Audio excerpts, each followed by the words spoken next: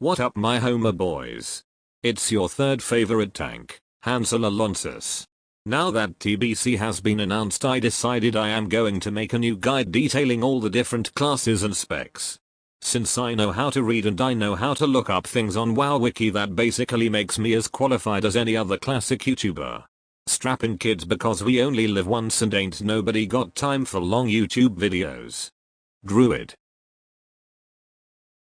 Boomkin are buffing machines, 5% spell crit, 3% hit for melee, 2% miss chance on tank, combat res and a nerve 8. Your personal DPS will not be S tier, but you will still be the coolest kid at school and everyone will want to come to your party. So get ready to relive your high school years. But this time try not to disappoint your parents. Ferals are equally fucking good, 5% melee crit, fairy fire and a tank with DPS capability all rolled into one cuddly format. You go balls deep on threat and you don't stop until the boss is dead or the warlocks are done creaming their pants. If you are a true Chad, you will go into arena as Feneral and you will lose a lot. But that does not matter, as life is not always about winning and you will have a fun time ironically role playing as a fucking degenerate furry. I barely have anything to say about Resto. They are the best healers regardless of what content you do. They suffer a bit from no res in 5-man, but understand I am really scratching the bottom of the barrel here. If you want to become a gladiator like Spartacus but you have the skill of a Caligula, then you go Resto and you let your friends and class boost you into the fucking sky. Hunter. I will not break down Hunter's spec by spec, that'd be pointless. Just look at the talent tree and figure out what you should do yourself. You can literally not spec this class and still do S tier damage. Hunters are the best single target DPS in game. You also get a fucking legendary at the end of the expansion, so you just know some developer played Hunter vanilla and was disappointed by not being top damage, so he nerfed rogues and warriors through the fucking ground. You bring quality of life utility to raids too, misdirect and lots of high quality traps.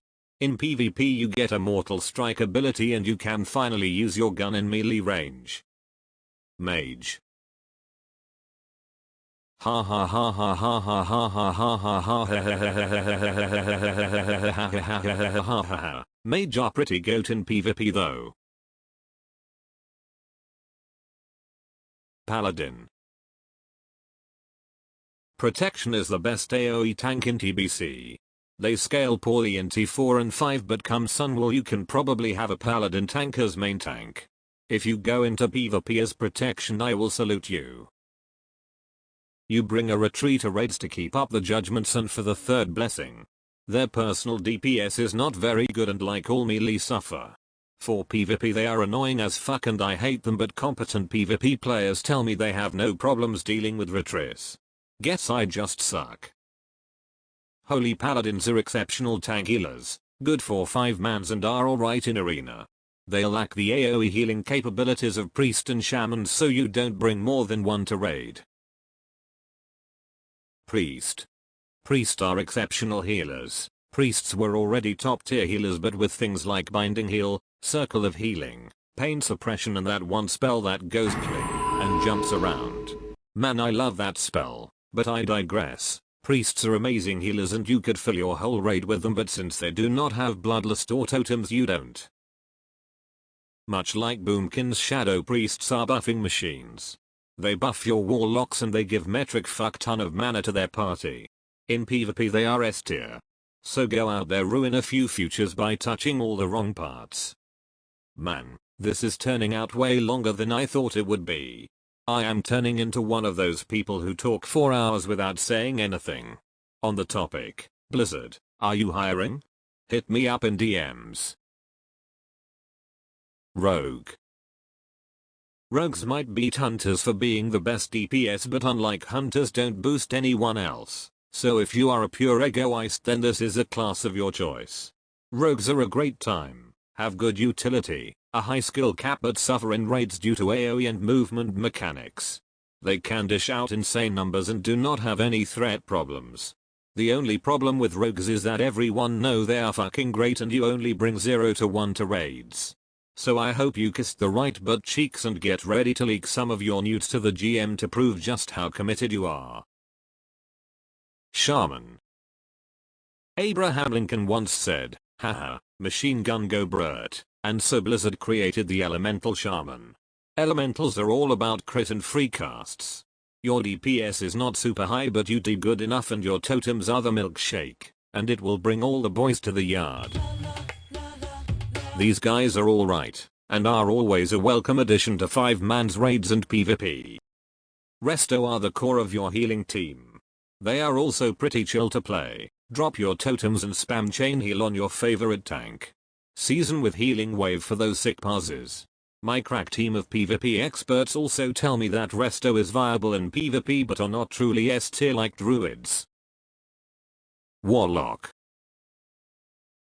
Warlocks are the best AoE class in TBC. They pump their seed all day every day.